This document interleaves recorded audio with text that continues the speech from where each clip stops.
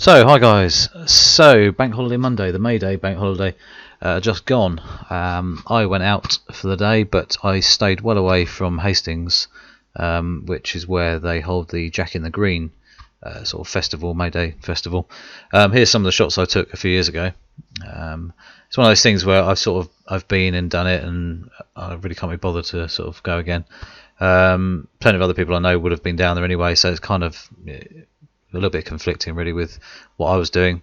So I thought I'd stay well away, let people do their thing. So this is a couple of the shots that I said from a few years ago. It's all kind of cool. It's very interesting. There's a lot of motorbikes that go down. I can't remember what, it's more than 20,000 motorbikes, and it seemed very quiet on Monday for the bikes. And I thought, this is really strange, before I sort of went out. And apparently there was a big crash, and unfortunately someone died further up the main road, and that's why it was very slow for quite a few hours. And anyway, obviously didn't know anything about that at the time. There didn't seem that many bikes. Obviously there was a lot down there already, come from other places, but the A21 from London kind of thing is the busy bit. So I went to wash the car because it was filthy. And then off to Batemans, which is a National Trust property, but it was originally Rudyard Kipling's, where he owned that, and it was from 1902 until 1936, and his widow basically gave the place to the National Trust, and it's been in their sort of ownership ever since 1939. Fabulous place to go and visit if if you've got National Trust passes or whatever, or you just want a day out.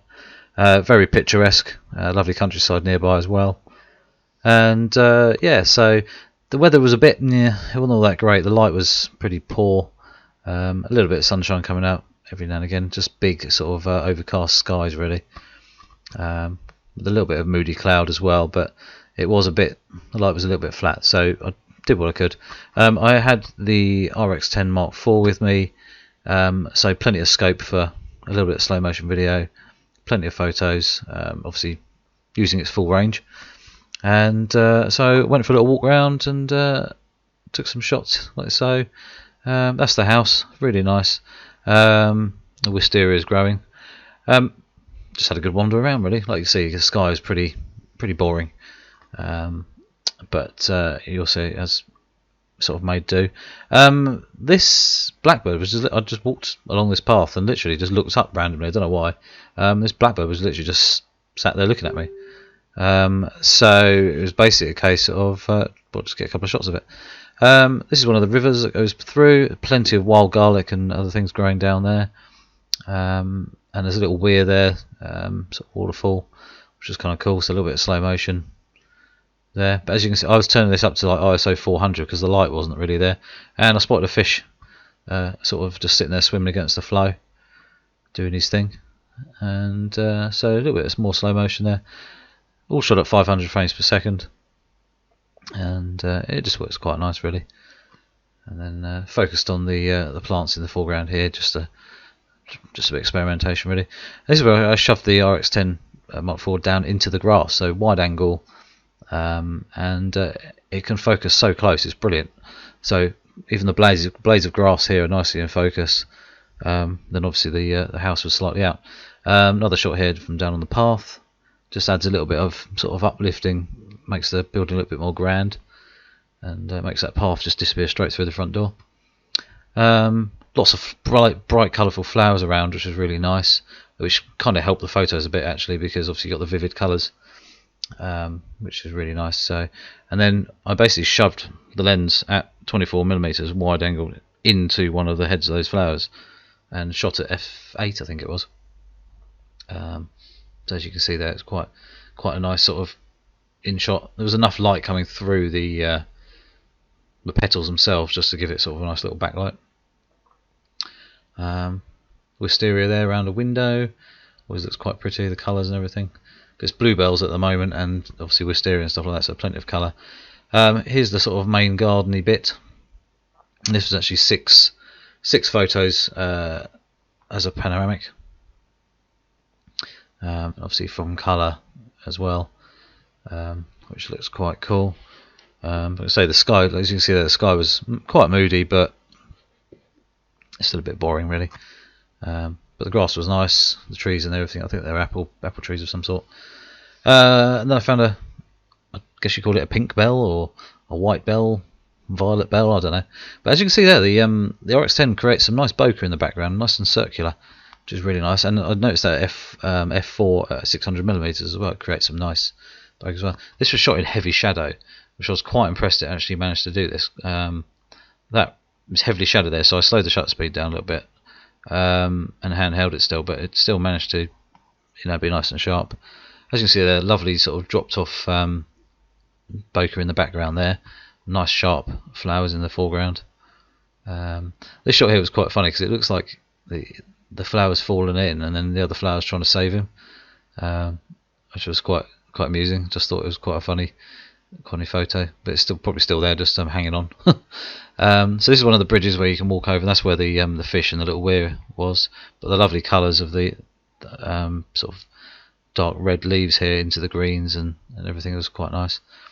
So I was shooting at ISO 100 as much as possible, up to about 400, and then my f-stop ranges were something like anywhere between f2.4 to f5.6, 6.3, and up to f8 a couple of times, but not that often. Blackbird, it was flying around, it's a different one, this one, decided to stick its bum in my face. But as you can see there, the bokeh in the distance is quite nicely circular, so it really helps make the shot. Luckily the camera decided to focus on the head of the bird and not the bum, so that was good. This is that blackbird, it was up the tree, so just to give you a distance, it was probably 20 feet up the tree, I guess. So that's a wide angle shot, and then there's a moderately zoomed in version, probably at about 400mm, something like that, and then into the 600mm range in a second. But like I say, having the f4 really allows you to keep your shutter speeds high, but still have plenty of light going into the lens, allowing you some shots there. But as you can see, nice and sharp, considering it was pretty dull, flat light really. There's that fish again. Quite a difficult one to photograph actually. I didn't have a polarizing filter, but he was in the shade, so I could actually move. I moved sort of left a bit, and actually he became more visible. As you can see there, reflection of the clouds in the top of the water there. This is the old water mill, but isn't running at the moment. They're renovating it and making a big new pond, obviously to feed it. And you can go inside. It's really quite interesting. All the old machinery and the wheels and everything. They've got their own bees. I'm hoping to, because I do bits and pieces for the National Trust, to stick my Laowa probe macro lens into one of the hives, so we can actually see what's going on in one of the hives. But I'll probably have a bee suit and everything on for that. I just need to organise that. Here's that weir again from further down the river from the different bridge. So I'm about 100 metres up back down the river, just looking through everything, which worked quite nicely. But as you can see there, it's the colours are there and everything, but it just didn't seem like it was as warm, colourful light as you do get when the sun's out constantly. But again, it still worked quite nicely. So this is like a wood face of some sort. I think it's hung on there. It's obviously something that someone's cut off another tree, and it just happens to look like a face. Dandelion shot, nice and sharp there, but the vivid greens coming out of this shot, I was like, whoa. That's straight out of the camera. I haven't actually touched that. And most of these shots here, I have tweaked them a little bit, but nothing, too ridiculous. Just brightness and a little bit of contrast maybe, and just make sure the white balance is sort of more pleasing to the eye. Just shot here, just the purple flowers and the greens. This shot here is 600mm, sort of about, I don't know, it was about 10 feet away, I guess. But as you can see there, it just blows the background out into a lovely smooth, sort of defocused area, which is really nice.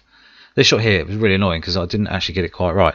I was trying to focus on the bench there, and it seemed to do it, but it didn't actually quite do it. It actually focused more into the grass area just below, which was really annoying because I only actually took one shot. This here is quite a cool sculpture using an old tree that's obviously died. I think that's obviously a tray of Kipling himself. Might be wrong, but I think so. And there's lots of statues in the gardens, which are nice. And I autofocus was working on these quite well actually. I was quite impressed by it, just as a little experiment. Love the little bit of yellow bokeh down on the bottom right hand side, little balls there of light of the flowers. And this shot here, and they were just quite cool. They're quite a sort of prominent statue, good poses, and look quite cool. I'm not sure what they're made of. This is a well, I think it was the original grave topping. I'm not really sure for Kipling's stone there, but it's just in the garden, and there's a sundial as well, which is kind of cool. In a bit of a strange place though, because it was in sort of a hedge bit, but I'm not sure how well it works. I'm guessing in the summer, when the sun's at its highest, it probably does work quite well. Pond skater and a tadpole, but I think the pond skater is actually eating or doing something to another insect that's obviously crashed and drowned. It's obviously doing something to it. This is a little statue there, and people seem to put money on it. Just, I guess, kids and everything just throwing money, like a little wishing well type thing, a wishing pond. That's where the tadpole and everything was. Quite a few in there. This shot here is that statue again, but just so you can see wide-angled shot there, which was kind of cool. But yeah, no, it was good out all. Another shot there, different, obviously zoomed in this time from stood back from quite a way.